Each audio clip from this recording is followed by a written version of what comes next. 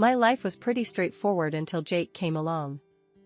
I was a fitness trainer at a local gym, spending my days helping folks shape up, which kept me busy enough not to dwell on the lack of drama in my personal life. That all changed the day Jake walked into my gym. "Hey, I'm looking to switch up my routine. Got any killer moves to start with?" he asked, his tone light but his gaze intense. I gave him a once-over. He wasn't the usual newbie, unsure of which machine to try first. No, he looked like he knew his way around a gym but was here for something more. "Sure," I replied, leading him to a set of weights. "Let's see what you've got." That first session turned into a week, then a month, and our casual chats grew longer and more personal.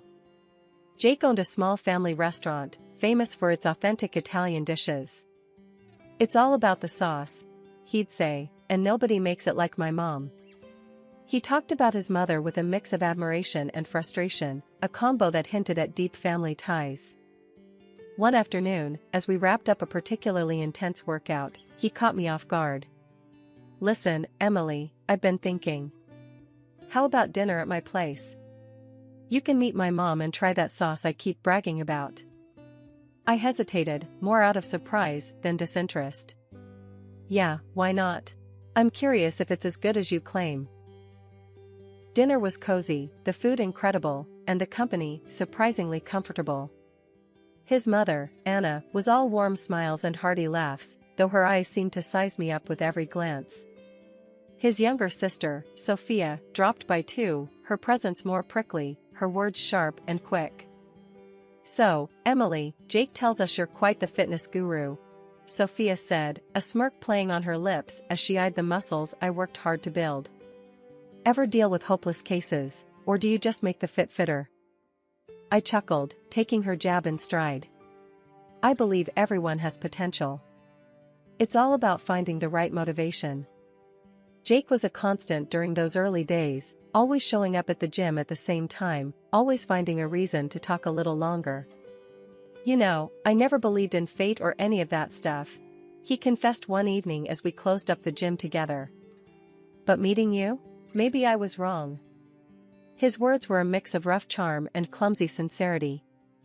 It was refreshing, and despite the nagging voice in my head warning me to take it slow, I found myself falling for him. Hard and fast, like a rookie taking on too much weight without a spotter. One chilly evening, as we walked to our cars, he stopped and faced me, his expression serious. "Emily, I'm not good at this fancy talking, and I don't have a smooth line to throw your way. But I like you, a lot. What do you say we make this official?" It was abrupt and straightforward. No games, no dancing around the subject. That was Jake, direct and all in. I smiled, my heart hammering in my chest. "I say, yes. Let's see where this goes." And just like that, I was no longer just the fitness trainer at the local gym. I was Jake's girlfriend, and soon enough, his wife. Moving into Jake's mom's house right after we got married wasn't exactly what I had pictured for our happily ever after. Jake told me it was important to him because of his family ties, but living with his mom, Anna, and his sister, Sophia, was tough from the start. They didn't hide their displeasure about me joining the family, and things got tenser day by day. The house was always bustling, and somehow I ended up with more than my fair share of chores. After long hours at the gym, I'd come home to an endless list of tasks. The old washing machine was a nightmare. It broke down so often that I half joked it had something personal against me. But nobody else seemed to notice or care, especially not Anna or Sophia. I remember one evening after dinner, I was trying to fix that blasted machine again, and I could hear them in the kitchen. "She doesn't even know what she's doing," Sophia laughed, not bothering to lower her voice. "Watch, she'll flood the basement next." Their laughter echoed down the hallway, stinging more than I wanted to admit. I bit my tongue, focusing on the task at hand. It wasn't just the washing machine, it was everything. From cooking to cleaning, my efforts were just another source of entertainment for them. Cooking was the worst. Italian cuisine was sacred in this house, and my attempts were apparently blasphemous. I tried to follow Anna's recipes to the letter, but nothing seemed to work. One night, as I struggled with a supposedly simple pasta dish, Sophia hovered in the doorway. "Is that supposed to look like that?" she asked, a smirk playing on her lips. "It's nothing like Mom's." I gritted my teeth, stirring the sauce that just wouldn't thicken. "Well, I'm trying my best here." Sophia snorted. "Maybe your best isn't good enough. Did you ever think of that?"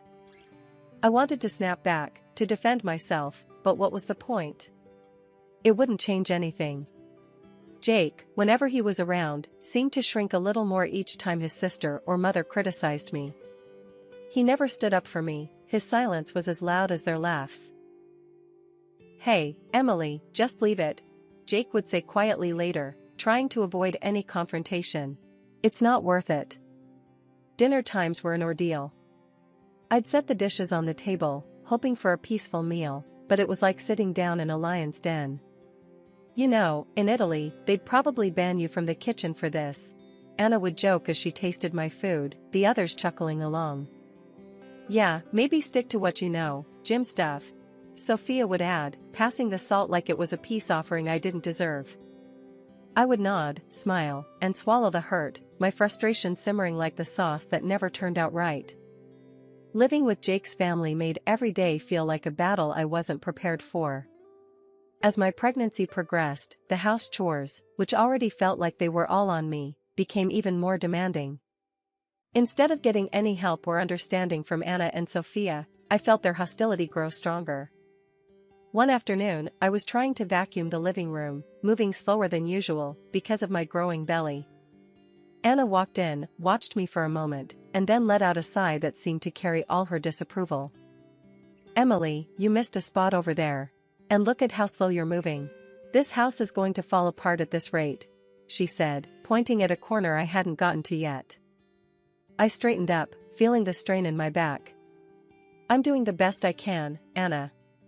It's a bit harder with the baby." She just sked and shook her head. "In my time, we didn't let a little thing like pregnancy slow us down. You need to toughen up." The lack of sympathy stung, and I bit my tongue to keep from snapping back. Sophia was no better. Later that day, as I was folding laundry, she came into the room and started flipping through the clothes I had just stacked neatly. "You do know these aren't folded right, don't you? They should be able to stand up on their own, like how Mom taught us. Here, let me show you." Again. She tossed the shirt she was holding back onto the pile, messing up what I had done. As she refolded the same shirt with sharp, practiced movements, I felt my frustration rise. "Sophia, I appreciate the lesson, but I've folded clothes before. I'm not an idiot." She just raised her eyebrows, a cold smile playing on her lips. Could have fooled me. But hey, if you're okay with being mediocre, who am I to argue? Her words felt like a slap, and for a moment, I just stood there, watching her make my efforts seem pointless. It was the same with cooking. Every meal I attempted was met with criticism or outright laughter, especially if I tried to make anything Italian. One evening, I decided to try again, making a simple pasta dish I thought I had mastered. I was stirring the pot when Sophia walked into the kitchen. "What's that supposed to be?" she asked, peering into the pot with a skeptical look. "It's spaghetti carbonara. I thought it might be nice for dinner," I said, hoping for a change in her usual harsh tone. She took a fork, twirled some pasta onto it, and tasted it with an exaggerated expression of disgust. "Nice? This is what you call nice? I wouldn't feed this to the dog. It's all wrong." I slammed the pot's lid down a little harder than necessary. "Well, it's what's for dinner, so if you don't like it, you're welcome to make something else." The tension in the house grew every day, and Jake's absence didn't help. He was always at the restaurant, always busy, and when he was home, he avoided any conflict. Whenever I tried to talk to him about how his sister and mother were treating me, he'd just sigh and say something like, "I know it's tough, Emily, but try to hang in there. They'll warm up to you eventually. Just give it time." After giving birth to my son, I hoped things might get better, but the reality was just the opposite. I had gained a good amount of weight during pregnancy, which became the new source of their mockery. "Look at how much she's eating," Anna would laugh as I tried to nourish myself for breastfeeding. "Are you feeding a child or a small army?" One day, while I was nursing my son in the living room, I heard Sophia mimic a cow's moo from the kitchen. The sound sliced through me, and tears pricked my eyes. It was clear they saw me as nothing more than a cow, a utility for my son. I reached my breaking point after the mocking, and the cold treatment at home became too much. I needed something for myself, a space where I wasn't just the criticized daughter-in-law or the underappreciated wife. That's when I decided to start my own YouTube channel and Instagram page. One morning, while Jake was at the restaurant and Sophia was out shopping, I set up my old camera in the corner of our cramped guest room, my new makeshift gym. "I'm doing this," I muttered to myself, adjusting the angle. "For me, not for them." I started recording simple workout videos, ones that could be done at home, especially appealing to moms like me who couldn't always hit the gym. It felt awkward at first, talking to a camera, pretending I was speaking to an audience who cared about what I had to say. But soon, it became my refuge. The first few videos were clumsy, my commentary stilted. "Hey everyone, it's Emily here, bringing you a quick 10-minute workout perfect for busy moms. Let's get started." My follower count started to grow, and with it, my confidence. I invested in a better camera, learned a bit about lighting and editing from online tutorials. My little project was turning into something real, something entirely mine. One afternoon, I was recording a new video, a low-impact cardio sequence, when Sophia barged into the room. "What the hell are you doing?" she snapped, her eyes darting from the camera to me. "You turning our home into your personal TV show now?" I paused the recording, my heart pounding not from the exercise, but from the confrontation. "Yes, I am actually. It's something important to me. I need something of my own, Sophia." She scoffed, looking around with disdain. "You think you're some kind of star? Please, get over yourself, Emily." The words hurt, but I was getting better at handling her barbs. "Well, it's not like I have your approval for anything else around here. I might as well do one thing I enjoy." Sophia rolled her eyes and stormed out, but I didn't stop the camera for long. I resumed my session, my voice stronger than before. As my digital presence grew, so did the opportunities. Brands started reaching out to me, offering to send free products for me to use in my videos. Then came the offers for sponsored posts. The first time a brand offered me money to feature their product, I was in disbelief. "I can't believe they're paying me for this," I said to Jake over dinner one night, trying to share my excitement. "That's great, Emily," he said, though his tone was distracted, his mind on his restaurant troubles. "Just keep it quiet, okay?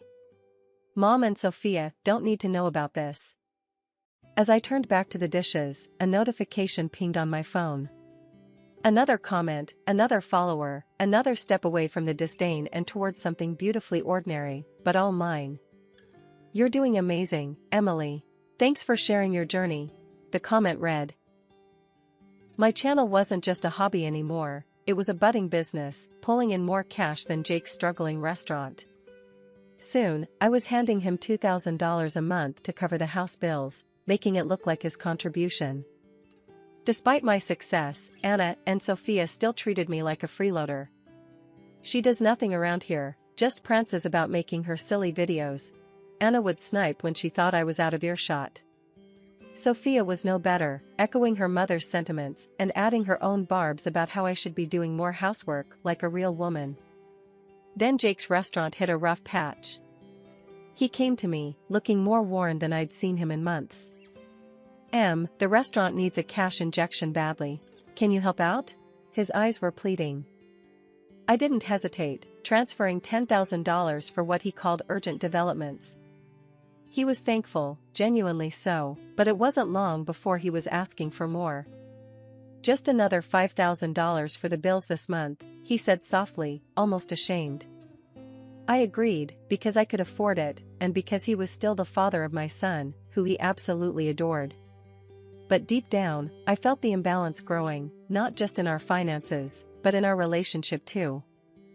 Life at Jake's family home was always strained, but it turned unbearable when Sophia got married and brought her husband, Mark, to live with us. The house was packed, and any semblance of privacy or peace I had carved out for myself and my son vanished overnight. Anna, never one to mince words, started calling me lazy and a parasite right to my face. "You do nothing around here," she'd snap as I tried to manage my online work while keeping an eye on my son. "Just taking up space." It didn't help that Sophia was now expecting her first child, and Anna made it clear they needed more room, implying that my son and I were in the way. "Soon, there'll be another baby in the house, and we can't have freeloaders taking up space," Anna declared one evening, her eyes darting pointedly in my direction. The atmosphere grew colder, and then, as if things couldn't get any worse, Jake announced he had to leave town for a few weeks to handle some urgent matters with his restaurant in another city. He packed up and left, kissing me and our son goodbye, oblivious to the storm he was leaving behind. I tried to keep things normal, taking my son to school and continuing with my videos in the park. But the day everything truly fell apart was like any other until it wasn't. After picking up my son from school, we walked back home, chatting about his day, only to find our belongings, suitcases, bags of clothes, and even my son's toys, piled up outside the front door. Confused and heartbroken, I rang the doorbell, only to be greeted by the cold faces of Anna and Sophia through the window. They opened the door just a crack, enough to speak but not enough to let us in. "You need to find somewhere else to stay," Anna said, her voice harsh and unwavering. "What are you talking about? What about Jake? What will I tell him?" I demanded, my voice rising in panic and anger.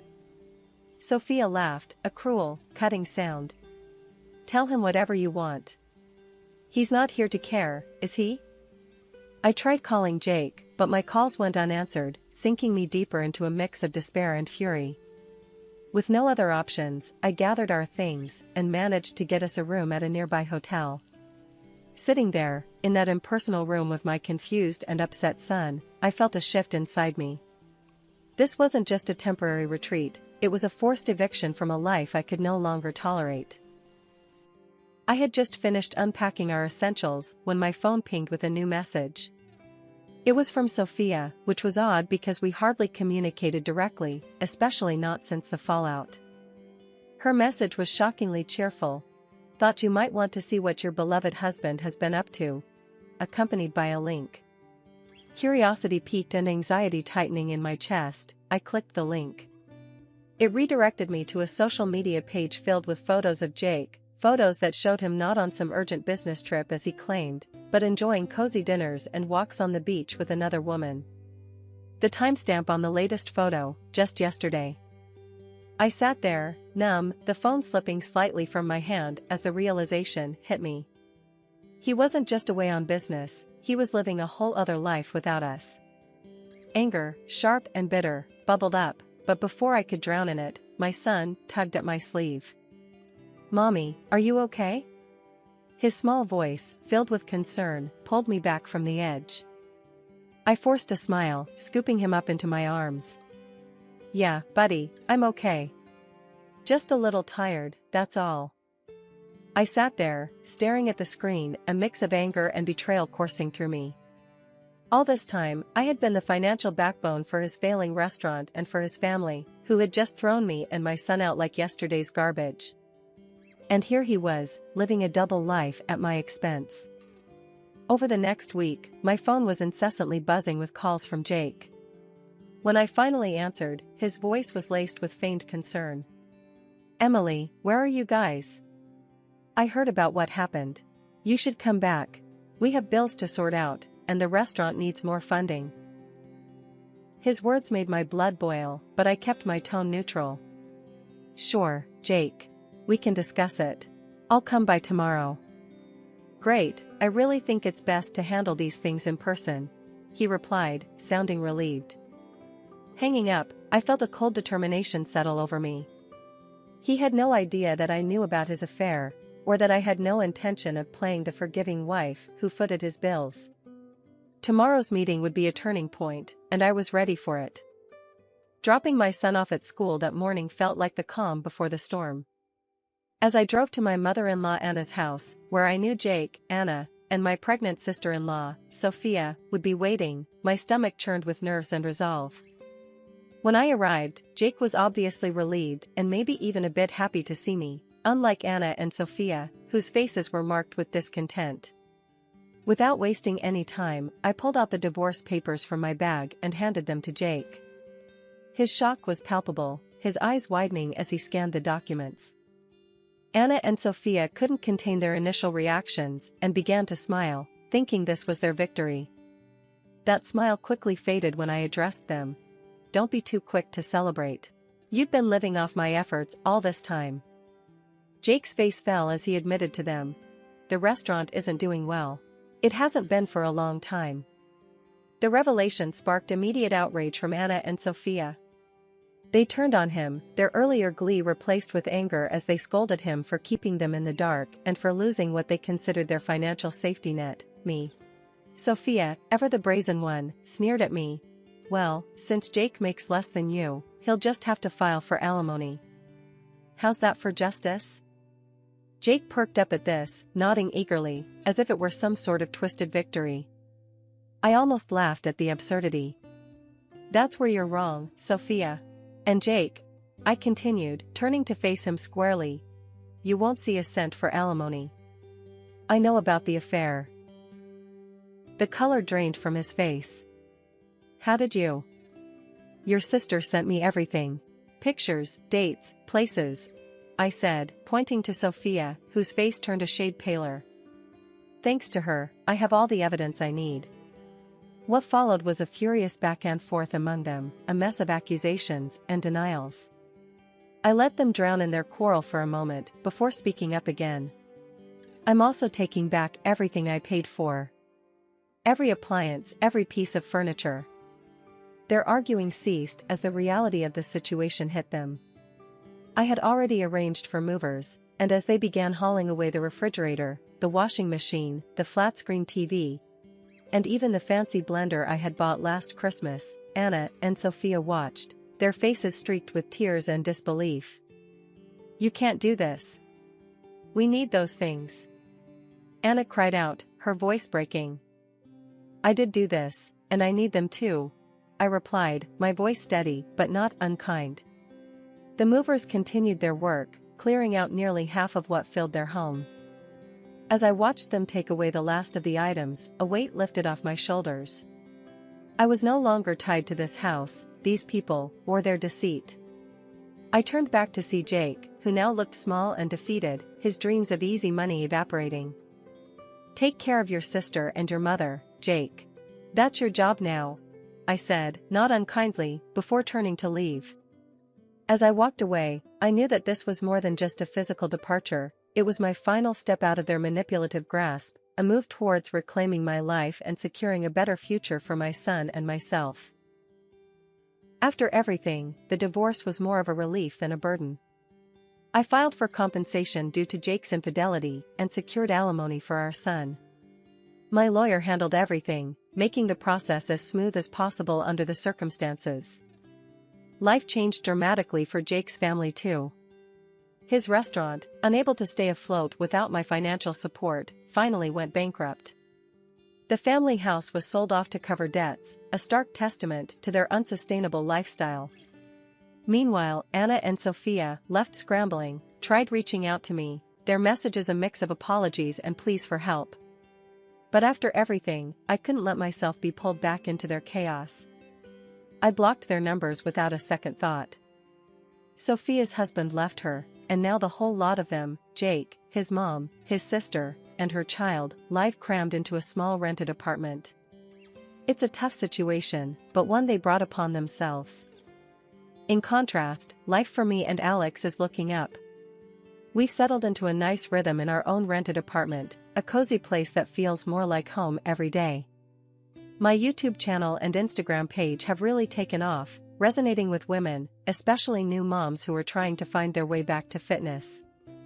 Seeing the positive impact of my work has inspired a new idea, launching online fitness courses specifically tailored for postpartum women.